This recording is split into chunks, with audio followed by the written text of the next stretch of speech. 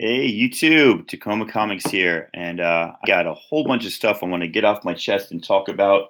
You look at the name of this video, "Lies I Tell Myself." It's a little bit tongue in cheek, but not so much. So I'm going to go over a whole bunch of stuff today, show you some comics because just me talking, you want to see some comics. I know that. So we'll get to the comics, but I also got a lot of stuff I want to get off my chest. Maybe I'm talking to myself. Maybe some of you guys will find this interesting. But I want to get into a little bit of discussion on why I do what I do, and what am I really doing when I collecting comics, and why I do it, and is it worth it? And I know that comics are awesome, and I'm not questioning that. Hey, Matilda, good to see you here. Just saw your last drawing; it's pretty cool. So yeah, just kind of talking about what this brings and what I'm doing, and I'll get to all of it later. Let me tell you what's going on. I'm good, Matilda. Thank you. My brother-in-law and sister-in-law are moving to Tacoma, and my I'm not sure which one, Matilda. Just whatever the most recent one you posted, or at least the picture you have in your avatar, maybe was also the picture in the video that you posted. Um, so whatever that one was, I just looking through my subscriptions on YouTube. So yeah, my brother and sister-in-law, they're about 10 years younger than me, and we moved to Tacoma 10 years ago from New York City. They're doing the same thing now. Get to see my baby niece. She's 6 weeks old. I haven't seen her yet, so that'll be really awesome. They're going to stay with us for a few days till they find a place. He's already got a job. So we're cleaning out the house. We want to move anyway. Our house is nice. Our yard is beautiful, but we just don't have enough room here. And I've been storing the comics in the third bedroom, but right now the third bedroom is empty. I have about 5,000 comics, and I don't say that to brag. I know a lot of you have a lot more. That's the number I got. So I got about 5,000 comics, and right now in the house I have about 100 comics. So the rest are in storage right now, and that's a scary prospect. But it also got me thinking.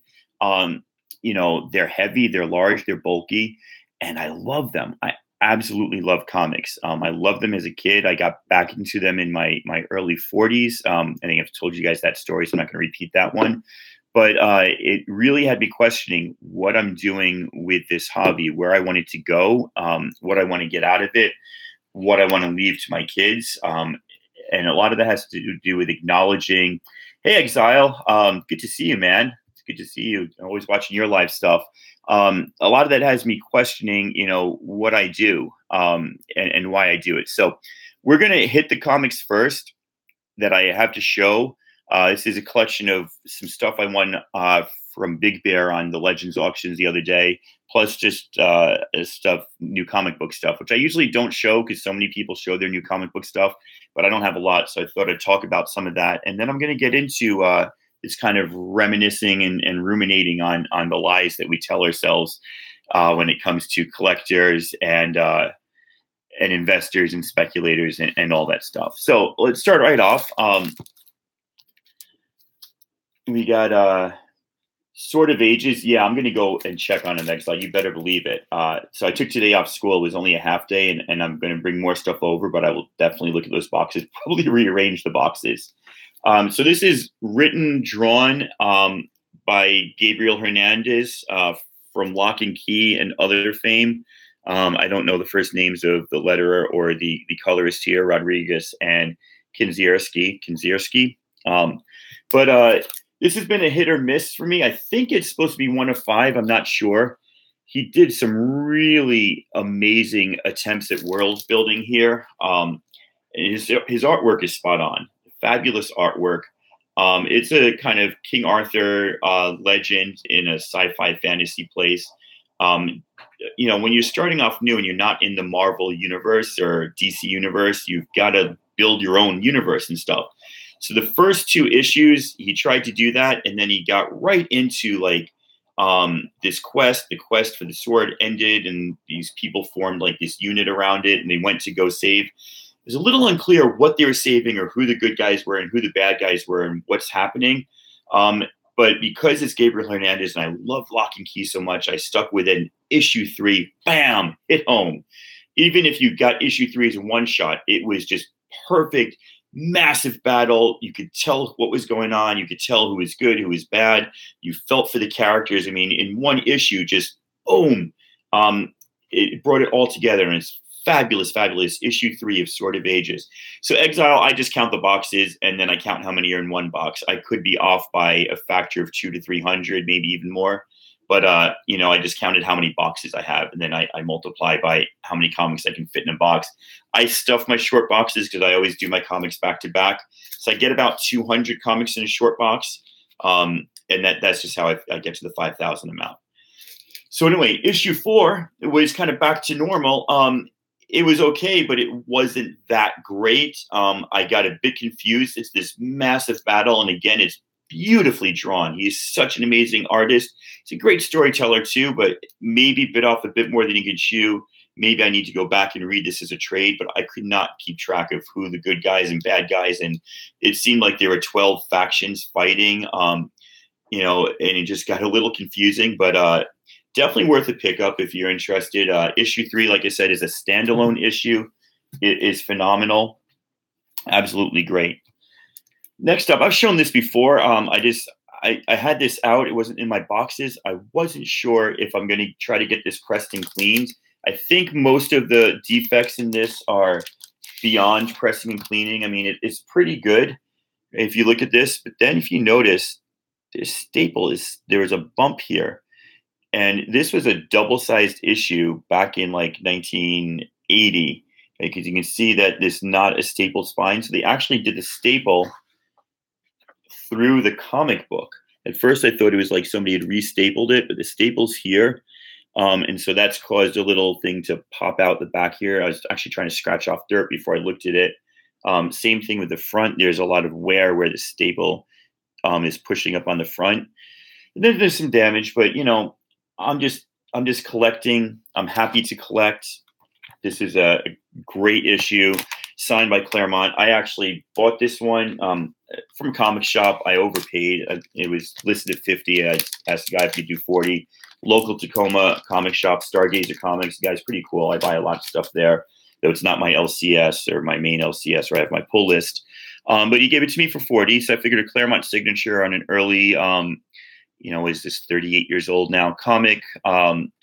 $40 is about going rate. It wasn't a deal, but I got it, filling out my run. Happy to have it. Not sure about how pressable or cleanable it is, so it may just go into the collection, but right now it's out. Mark Waid's run on Archie has been pretty phenomenal, especially the first 8 or 9 issues of this. In the back of each comic, they did they took like an old Archie from the 30s or 40s and explained it and gave history of the artist and told what it was trying to do and showed some bizarre stuff. And it was the most fascinating reading that I'd done in a while. That wasn't like a direct comic story.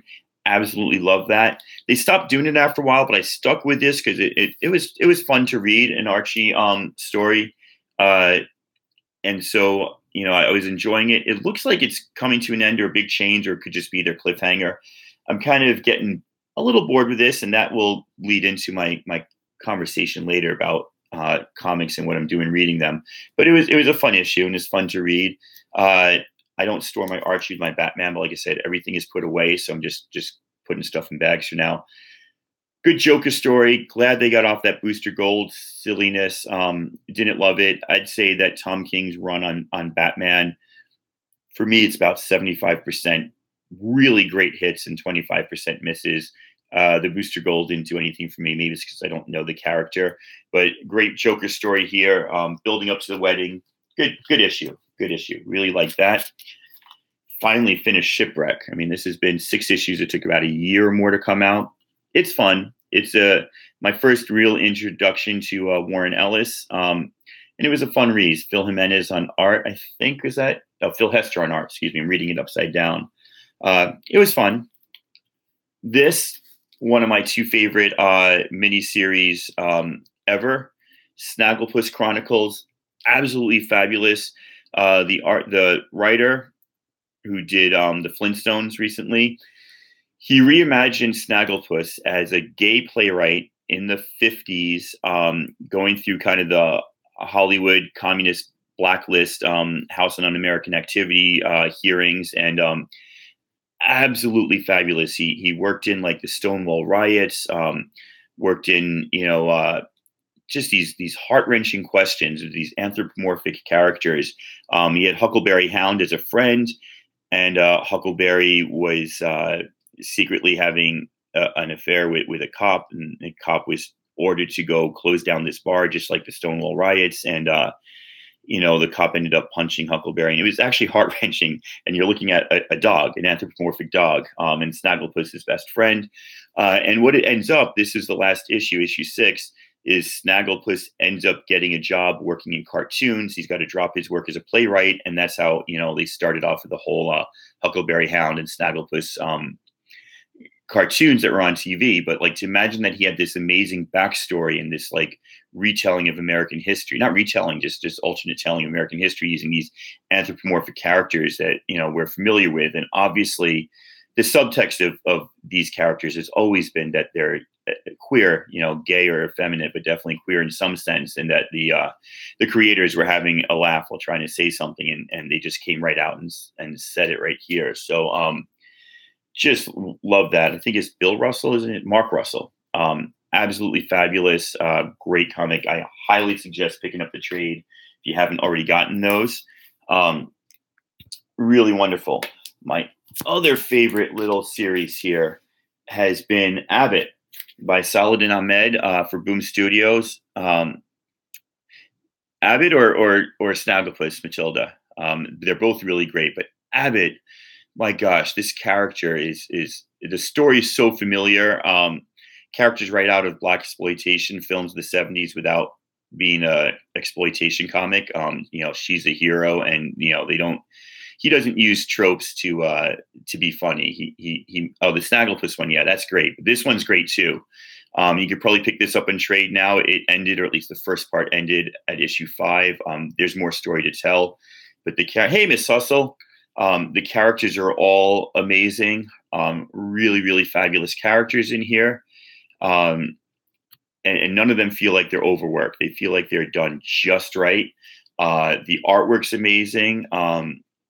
And you really get to know the characters and love them. And there's some supernatural story elements, but also some really down to earth elements that keep the story super grounded. So that's a fun one. Batman Creature of the Night. It took me a while to get issue 3. This is a retelling of the Batman mythos by the wonderful Kurt Busiek. I think he pronounced his name Busek. I'm not sure, but anyway, really, really interesting.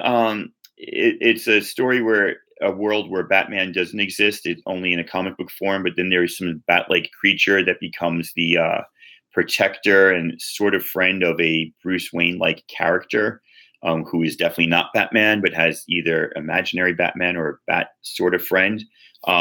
These are thicker books, so they're like $5.99, $6.99 each, and I believe there's going to be 4 of them. This is the 3rd. But Kurt Busiek's a great writer if you don't know his stuff. There's a little speculation I got. I saw this in Half Price Books and passed it up because I didn't really, I didn't want to start buying another book or another issue. But I saw the trailer for the Spider-Man with Miles Morales, the animated one. Holy cow, that looks good. That looks really good. So Spider-Gwen shows up right at the end of it. And I was like, oh, Spider-Gwen, Miles Morales. I'm like, I saw a comic with them the other day for $2 at Half Price Bookstore. I'm going to go check that out. So I grabbed issue 12, which is the first one where they hook up and kiss, and then issue 13. And besides just getting some speculations there, I actually really like this story. This is written by Bendis and drawn by Sarah Pichelli. Ponzer, I don't know the first name, is the colorist, I guess, and they don't list the letterer, which I guess they're doing more often now. I'm not going to take this out to look at this. But, it was a really good story. I forgot Bendis can write really well. I know Bendis mainly from Powers and a few things, but I don't know his Marvel creations. I mean, he kind of like wound down his time at Marvel as I was getting back into comics. So when he was in his heyday at Marvel, I didn't really read a lot of Marvel, so I don't have a lot of his stuff. But this is an excellently written story. Really, really excellent. Um, and it crosses back and forth between Spider-Man and Spider-Gwen. So I'm gonna try to get the issues that the story goes through. Saga still going strong. Not much else to say about that. There are some issues that are less than earth shattering now. It really is a saga at this point, like in space soap opera, but it's still pretty fabulous. So really enjoying that. Uh, Lumberjanes hit 50. This is a weird one for me, right? People are like, why do you like Lumberjanes? Nobody actually has asked me that. I asked myself that in my head. And it's because I do support comics that go out there, comics that are written by diverse people, comics that are about diversity, but or at least have diversity in them as a part of the story, not that just do diversity for diversity's sake. But also, it's about camp. And I spent 10 years as a camp counselor at a Boy Scout camp in the Adirondacks, running the rock climbing and backpacking canoeing section, and leading treks out. And I have this just some of my best friends are the staff members I met at that camp. So I absolutely dig things that are about camp, and the hijinks they get up to are awesome. And the fact that this girl here has a raccoon on her head, it's not a raccoon hat, it's a raccoon on her head. And I'm going to forget her name. Mal and Ripley, who's insane. And I love Ripley, a crazy character. I love Ripley. Joe, April, and Audrey. I believe Audrey has a raccoon pet on her head. And whenever you have a raccoon pet on your head, I'm going to give that comic a chance. So it's not a raccoon hat, it's a raccoon head. So there's actually a live raccoon. And they don't really explain it. It just is. And that's what I love about Lumberjanes, getting more into things. They just accept the wacky and bizarre as part of normal at this camp that they go to. The cast has really expanded in the last 4 years since they've been drawing it beyond the main 5 girls. But it's a lot of fun. There were 3 variants for this. I asked my LCS to pick them up. They didn't get them when this came out last week. He told me he's got one coming in next week. I went to Boom Studios' website and ordered. There are 2 connecting variants, left and a right variant. And then there is one that has the picture of the connecting variants. And I think it goes this way. So I ordered the one that's landscape like this, and I ordered the one connecting variant because that's all Boom Studios had. They didn't have both variants here. They only had the 2. And then I'm hoping that my comic shop is getting me the other one. I hope I don't end up with a double. Otherwise, I'll give it away to somebody who wants it. Boring. I'm so tired of Star Wars. And I'm like, I'm the biggest Star Wars fan in the world. I'm getting bored by the comic book. It's nowhere near as good as the Darth Vader comic book. I'm getting so turned off by the photorealistic nature of the art. It's boring. I can't wait for change. It looks like they've got a change coming. Look at that artwork. Oh my God. Is that not beautiful? I cannot wait for that cover. Holy cow. Hope I'm holding it so you can all see it. So excited. So excited. And now they act like there's something new coming. It said, where did it say it? Next issue is supposed to be like was it on the back? Or it says it right there. I thought I read somewhere that they're changing the timeline. Maybe I totally mistook that. Well, anyway, yeah, I mean, that is gorgeous. Let me show you that again just for a few seconds. That is absolutely gorgeous. But yeah, it's getting boring. It's not, and this is part of what I want to talk about later, right? It's up to issue 49. I don't like to have a run of 1 through 49 plus 1,000 cool looking variants and then just stop collecting. Inside me somewhere is this idea of being a completist and having to have everything of something. And that's a really dangerous thing to have. But I somehow, for some reason, have it. I acknowledge it, and it's part of what gets me into trouble with comics. And I don't really have the ability to stop and say no to something unless it just gets horrible. But if it's just going along mediocre and I've got the first 40, 50 issues, I'm going to keep doing it. I'm going to keep buying it. And then I'm just taking up space in boxes, space in my house, space in my storage unit.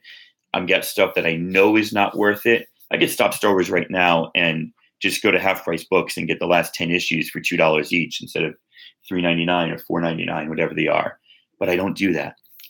That's a defect of mine that I want to discuss a bit more later. Show you what I won from Big Bear off of the Legends auction last week. Moon Knight number 19. I don't know if this is like a well-known or special issue. It's in really good condition for its age, 30 years or 25 years old. But it's a Moon Knight issue with Spidey and the Punisher, which I guess is pretty cool. One of the things that turned me into bidding on this auction, I think I paid $42 with shipping, is this Hellboy Krampusnacht. I like the idea of Krampusnacht. It's this, I believe, German Santa Claus-like figure that causes mischief and scares people. But it's Mignola, and this is an Adam Hughes, either variant or artwork. Both of these guys are going to be at Rose City Comic Con in September, and I've got tickets. So I don't have a lot of Adam Hughes art, and I know he's huge. So I wanted to get some books that I could get him to sign. I missed him at Emerald City. His line was just too long. X-Force, first appearance of Domino, X-Force 11. It's in pristine condition, except there is a minute tear on the back. It's up here, and I don't even know if you can see it. It's so faint. I don't even know if it goes through the page. But, you know, Domino is going to be 1/3 of the X-Force movie. I don't have the first appearance of Cable. I don't have the first appearance of who's the other one? I don't have the first appearance of Cable or Deadpool. I don't like Deadpool as a character. Ever since he broke the fourth wall, he's been a joke and a continuing pun to me. So I'm not a big Deadpool fan. I'll probably never get those. So it's cool to have one of those three characters, probably the least popular one, but with her new book out and the fact that she's joining the Avengers, maybe she'll get some more play. Grab this too in the auction. This is another reason why I got this, just because I had a crappy copy and I'm trying to finish out my Uncanny run or my Chris Claremont run on X-Men. So I was pretty excited to get that. Pretty cool right there. Nice, good copy too. And Mylar makes it look awesome. So thanks to Big Bear for these comics. I thought it was a pretty fair deal. Some of them could go up in price a little bit. X-Men 4, first appearance of Mega Red in really nice, pristine condition. Really cool cover before the 90s got too crazy. But the artwork in there is looking a little 90s-ish. Micronauts number 1, first appearance of Micronauts. If that movie ever gets slated, that'll be a nice comic. And so that's a bit of a speculation there. And then Ray Rye. I don't know. I think you got this one, Matilda, right? So I'm not sure. This is Ray or Rye, 0 or 1. Number 0. First appearance of Bloodshot's in this. Bloodshot movie is supposed to be coming out, so that's nice to have. Also got, I don't think I've got Bloodshot 0. I might have Bloodshot 0, but I don't have Bloodshot 6, which is the first appearance of Ninjok. Then I've got Ninjok 1. So those are all like a set that I kind of want to get. So I want to get that Bloodshot 6. So there's comics I have going out. And then, oh, maybe you got the right paperback. I thought I saw that in one of your videos. Maybe I'm mistaken. Maybe I think you're somebody else. Maybe it's an alternative reality I'm living. Nice, well, thick padded. Captain Marvel 14 and 17. Really, really great comics. I've got, well, I don't have several copies now because I've sold them all. They cost me like $1 each at a comic book shop. Guy should have known better. He didn't realize what he was doing. But I just sold them for $175. So that feeds the habit a little bit there. But, you know, $175 on eBay. eBay is going to take 20 of that, maybe. I don't know if they do 10% or what it is, but eBay fees, I didn't get any fees for listing it, but they'll take a good chunk of that, right? Enough to make a notice. And then I just spent 40 on Big Bear's auction, got back a bunch of comics, spent 49 on a lot that Alex the Comic Hoarder had last night, 3 comics. So the money goes in and out. I'm going to go grab some coffee. I just made pot, and then I'm going to come back and start talking to you guys a little bit more. If you guys want to hang in there, I'll be back in 2 secs. Thanks for joining me. Hey, how you doing, Libby? Yeah, I'm live on YouTube. You just sit there laying on your dog bed.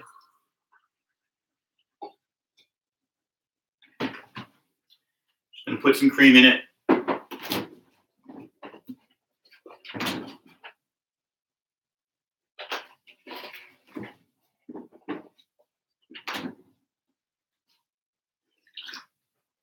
Trying to rush it. I almost lost it. All right. I didn't lose any viewers. I must be doing something right. Or maybe you guys are just being polite to me. So about 5 years ago, 2012, 6 years ago, I went to a comic book shop. Hey, I just got 4 people in here, but only 2 chatting. Say hello if you're here. Let me know what's going on. Just showed a bunch of books if you want to hit the rewind.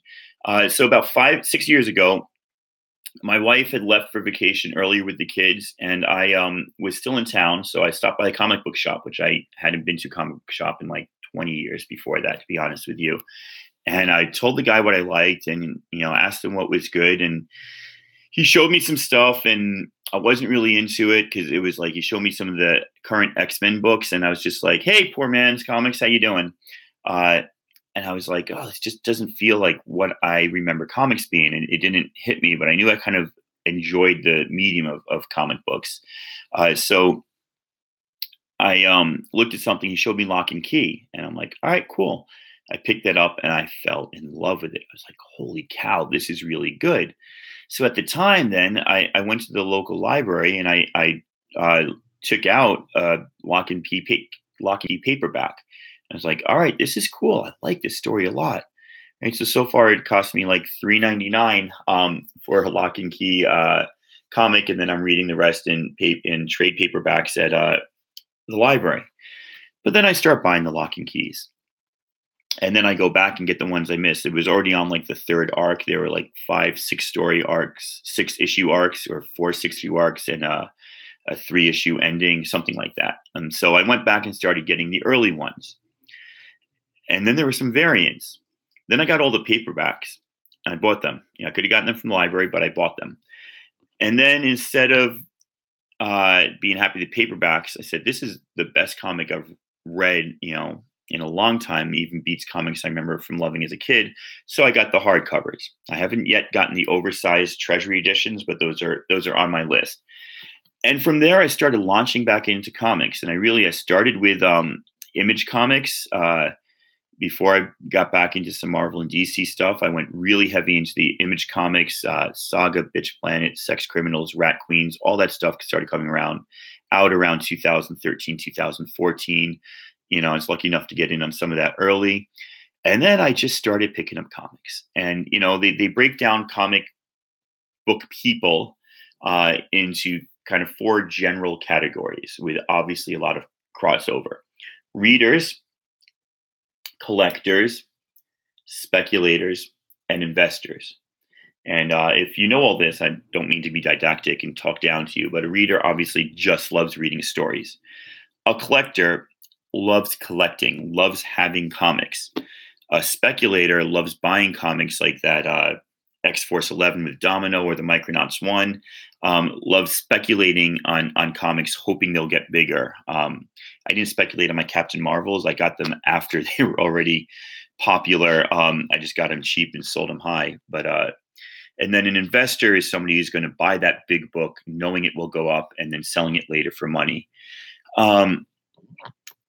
Obviously, the purest form is the reader, right? You love the stories. You'll get the stories any way you can. But once you start buying those single issues, unless you throw them out, which seems dumb because they are $4.99 a pop now, which is insane, you collect them. Once you start collecting them, you bag and board them because you want to keep them nice. And you remember the comics from your youth that would be worth a lot of money if they weren't crumpled, ripped, and drawn on. That's really interesting. I just lost the chat. Oh, there you guys go. Matilda gives them away, which, I give a lot away too. I buy so many comics from Half Price Book Store that I don't check my phone and I already have. So I've got like a pile of these will go in my next contest because I don't need them. So then there's the speculator who just like buys these comics hoping they'll go higher. They look for like the overlooked key or the new character. They scour the news. And then there's that investor who's just like, going to put the money in. I think I already said that, but I just lost my train of thought. So where do I fall? I used to say that I don't speculate because that's silly and that's a waste of money. You spend more money buying number one issues that don't go anywhere than you do. But then I sort of do speculate, right? I do that a little bit. So I say I'm a speculator that doesn't speculate. I'm a collector, but what does that do? Because I've got this completist urge in me, and I end up spending lots and lots of money. All those books that I just showed you, those sagas are not going to be worth anything after like issues 1 through 5, and issue 8's a great cover. After those early issues, I could get issue 30 through 50 right now at half price books for $2 each. That would have saved me half the money I spent on those issues, get them all in one shot. I could buy the trade paperbacks. I could read digitally. I could do all this stuff and save more money for my giant size X-Men #1, my X-Men 94, my X-Men 100, finish my Chris Claremont X-Men run with good copies if I wasn't spending all this money. I see deals at half price books, or I get them on a half price day. Hey, JLS, how you guys doing? Quite a bit of your show last night, but I was also over at Alex's auction. It was going back and forth, and then Comics and a Beer went live. So there were 3 live shows last night. It was a lot of fun. So I'm really questioning what I'm doing and why I can't stop doing it. Like, I know I could get a subscription to Comixology. I could cut what I spend in half. I would probably read a little bit less because I only have time to read about 80% of what I get, especially back issues. I always tell myself, I'll read this when I complete it. Maybe that's true. Maybe it's not. So I really don't know what I'm doing, and I don't know why I can't stop. And I'm wondering what that says about me. I mean, I purely enjoy it. I absolutely love collecting comics. I love the hunt. I love bagging and boarding. I love reading. I love looking at variants. I love the YouTube community. I mean, I've got almost 200 followers. So we're a tiny community. My other channel I do for school, where I show my robotics videos that my students make, that's got like 400 followers and 500,000 hits. So I'm not doing it for the views, but I love talking to you guys. I love listening to you guys talk. I learned so much. But I know that I could get as much enjoyment out of reading if I switch to a digital format. But I know that I won't do that. I know that I'm buying stuff at auction last week, so it's not like I'm saving lots of money. The original idea was sell a bunch on YouTube and get that Jorge Molina #2 variant to Miss Marvel. That's going for like $600, $700, $800, $900 right now. Well, out of like I built up to almost 500, but then bought a little bit here, a little bit there, a little bit there. So I'm down to about 300. So I'm still pretty short, right? And not complaining about having money in the bank or in PayPal, which is not even the bank. So it's separate from our, living accounts, checkbook for the rent account sort of thing. But it's nice to have that. So what I'm getting at, and I'm glad you guys are stuck with me because I'm sort of babbling and talking in my head stuff that's gone on, and I really just want to hear people's thoughts on this, is why am I doing what I'm doing? Why am I buying Mylar? Why am I buying boxes? Why am I putting stuff in storage? Why am I taking up room in the house? Why am I going through this and spending money on what's eventually a losing proposition? Right? I have no qualms, or not qualms, no missed concept that I'm going to make back what I've spent. I can get a few hits and misses, and I can get a few speculation hits that boom, shoot up, and it's like, yes, I got that cheap. I can sell it for a lot, or it's worth a lot, or I got that signed, and that's really nice, and that makes up for a lot of the $4.99s that go through like a weekly routine, or every month that comic comes out, but I'm not getting the money back. So what am I doing? Why am I doing it? You look at people on eBay, not on eBay, on YouTube, who just buy comics because they love that cool cover or that like 1 in 50 variant. And then they say that the rest of what they do is they read trades or they read digitally. And I'm like, that's smart. That's not a dumb thing to do, right? Don't look down on those people. If they're reading less than I am and they're able to afford that beautiful variant and get it signed, and they're only buying like a few comics a month, and the rest are trades or going on like Comixology and reading, they're probably smarter than I am. They're doing something that I'm not doing. That's I appreciate, right? I'm very much a completist. Once I start a series, even if it's a back issue series, like, oh, look, that was good. I read issue 32. Oh, look, there's issue 7, 8, 9. Now I've got 4 issues of this comic. I better complete it. I don't know what it is in my head that makes me do that. I assume some of you do that too. I'd love to hear in the comments. I know this video has gone on freaking long. This is what happens when you have a day off school and you're supposed to be. I did clean the oil out of the fryer. I did put the garbage out. I did. I still have to do the sink trap. I'm putting that off. I did pour the oil out of the fryer. So I've done a lot of my honey to-do list. I got about 3 of them done, but I got more to do today. So let's see what you guys are saying. You've got a lot that you're not going to read, Matilda. Poor man's comics that sound like your wife. Way too much as a collector. Need to start being a seller. Yeah, and I get that, but I don't really want to be a seller. That seems like it, to do it right, to do it like and I'm not ragging on Alex at all or the legend or any of the people on the shows. To do it like they do, you've got to be dedicated. You've got to be into it. You've got to have enough inventory to go on a bi-weekly or bi-monthly or weekly auction show and actually have your stuff ready to go, have the PayPal ready, get to your post office and send stuff off. I've got to stop by the post office later today for this package. I'm going to use an excuse to drink more coffee because I need more coffee because clearly I don't drink enough coffee. So it's work, and hopefully when we move to a bigger house, I'll have a better storage system that will also a place to display comics, because I haven't done one of those wall displays, and I want to do that. But since we're planning on moving, I don't want to set it up on a house that's only going to be here for 2 more months.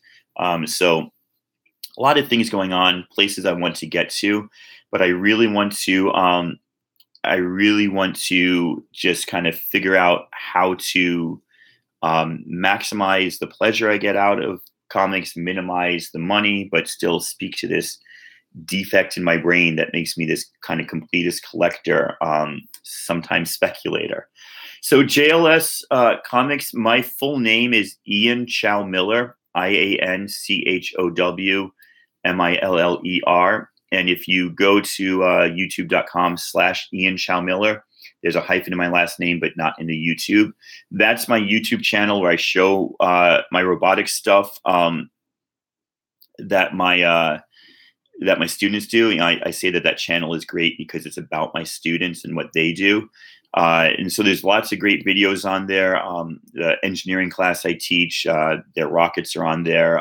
Their robots are on there. So tons and tons and tons of robots. That's why I was in Australia last week or 2 weeks ago, as I was speaking at a robotics conference for teachers there. So yeah, if you want to check that out, please go ahead. I keep these 2 separate. A lot of people say put all your content in one channel, but because that one is for my students, I don't want to mix up where I send them for videos with my comic stuff. So yeah, check that out sometime. I'd love to hear what you think, but it's nice to know that we all have lives outside of comics. I know the way I'm speaking, I don't sound like I do, but really I'm a full person with other hobbies and interests, a job, a wife, a family, and kids. It just seems like I obsess about comics. So Matilda, you say, is it worth in the end when those variants will go in a box and it might be hard to get them out? Exactly, right? And I put them in boxes and it's like, I want to display them. I want to see the cool artwork I have. I want to frame the posters I have. I want to frame the signed prints from Randy Emberlin and the Miss Marvel poster. I want to display my pops so they're not 4 deep like they're at Toys R Us and you can't see it. So we do want to move. We acknowledge we need a bigger house. Seattle went through this massive real estate boom, and it's pushed down to Tacoma now, where houses are ridiculous in price. So it's going to be tough to find something much bigger. But we got our house pretty cheap, and we've been here for 8 years now. So it's time to move to our forever home. This was a starter home. It's supposed to last 5 years. So I will get the wall and I will get the display and I will get the boxes organized. And that might make me a bit happier to have the boxes where I can reach them, where they're not out of the way and a pain in the butt. But I don't know that it will stop me from being this kind of completist collector. I haven't gone full crazy except Miss Marvel Volume 3. I've got all 8 prints of #1. I've got the Art Adams sketch cover of #1. I don't have the Art Adams color version. I've got the McKelvey costume variant. The only variant I don't have, I've got every variant for every other issue, every printing of every other issue is just that Jorge Molina one. And that's making me happy hunting for that.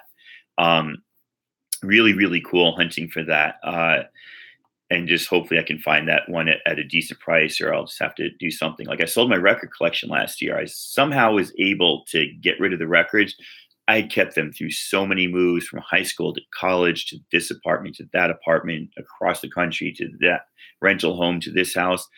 I never took them out to listen to them. I ripped about 6 of them. I had one of those USB record players. I ripped about 6 of them onto MP3s, but then I never really went to it. I finally got a Spotify account that I could share with my kids and wife, did the family account. And as much as I don't love the idea of digital music and not owning stuff, it felt good to let go. I sold the comics. I got that Captain Marvel 17-second print for the $600 I sold my records. Sorry, sold my records for, not comics. So that was pretty cool. I was able to let go of those. Right now, I'm still loving comics. I don't know if I will let go of those. I'll show you some other stuff I need to let go of. Hey, Silver Age Dave, you're gonna love the conversation here because you're a huge collection. I know you've got triplicates. I know you're a completist with your Thor, so you might want to go back. I'm talking about like this compulsion I have to collect, even though I know that the runs I'm getting aren't going to be worth as much in the long run. So let me just hit the comics here. You guys are really participating. Love this. So JLS says he finds that half of his collection is the chase and the thrill of the hunt. Having a display in the books and pops is great, but you're okay with it being in the box. I guess I'm okay with it being in the box because right now a lot of it is in the box. And yeah, I love chasing stuff. I love when I come across that underpriced comic at a half-price books or at a comic book shop. That's the best, when the comic book shop doesn't realize what they have. Feel like you beat the pros. Don't worry about the iPhone, dude. I totally get it. 12 covers away from completing my tell me Avengers something. I know I should know what AH is, but I don't. I'm going to feel dumb when you tell me what it is, but let me know what it is. Little old you, yeah, compulsion. So just taking you on a tour here. Oh, Adam Hughes. Oh, so what Adam Hughes? Oh, every Adam Hughes cover? Holy cow.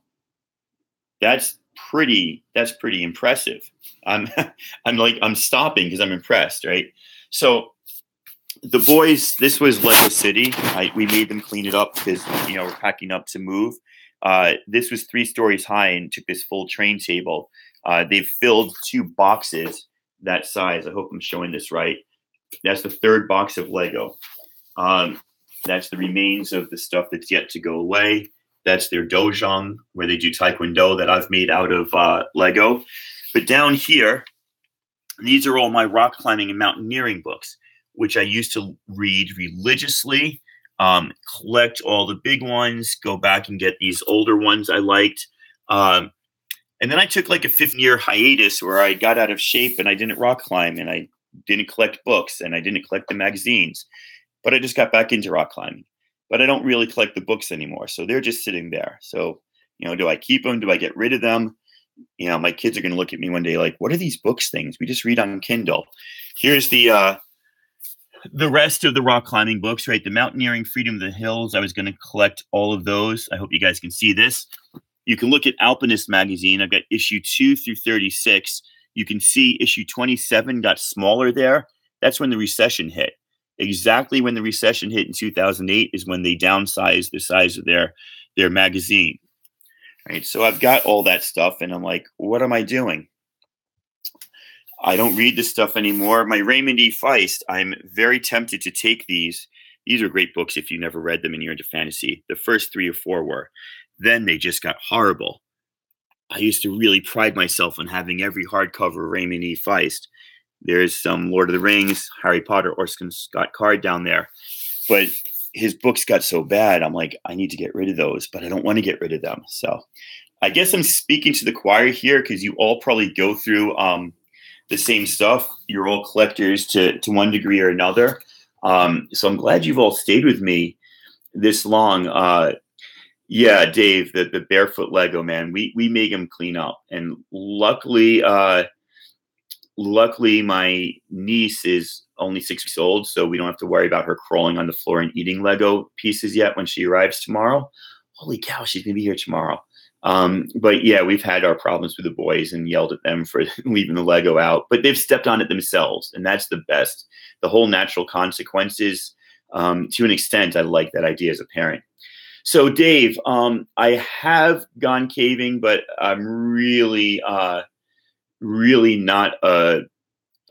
I really never got into it. I went a few times. I do have a fear, I think, of tight closed spaces. I'm not agoraphobic though, so I can hang off the edge of a cliff with like a couple 100 feet below me, and just my gear. So much more of a climber than I ever was a caver.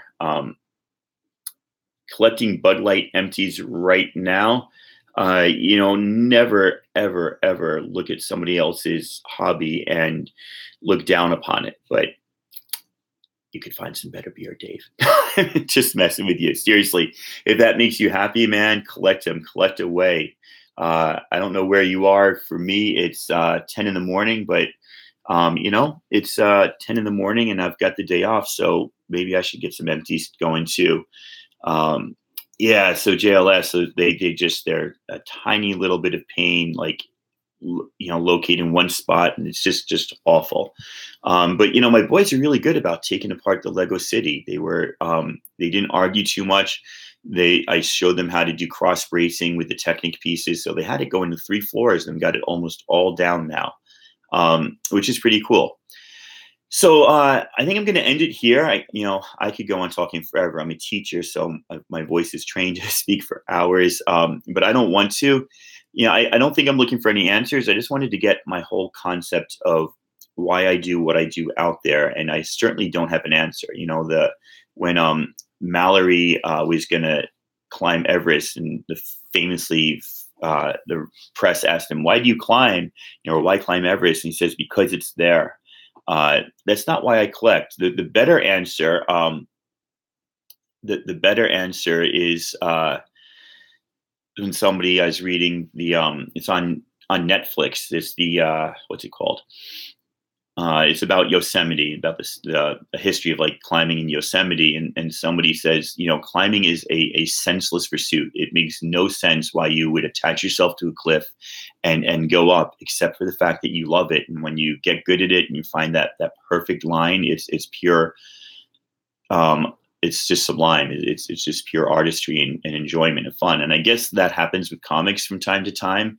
And maybe that's why we still do it, because we're trying to find like that one that just makes you so super happy and just finishes like that Adam Hughes collection or my Miss Marvel collection, or just like fills a hole and you're like, bam, that was what I wanted. So I guess I sort of know why I do it. I still don't think it's the smartest thing the way I go about it, but I don't know that I'm going to change anytime soon. Maybe when it comes time to pay for college, but we'll see. So, poor man, thank you for stopping by. Dave, I think you deserve that beer. East Coast, 1 p.m. is certainly drinking time. I used to live out there. Matilda, Miss Hustle, thanks for joining me. Poor man, JLS, and I think that was everybody here. You guys all have a good day.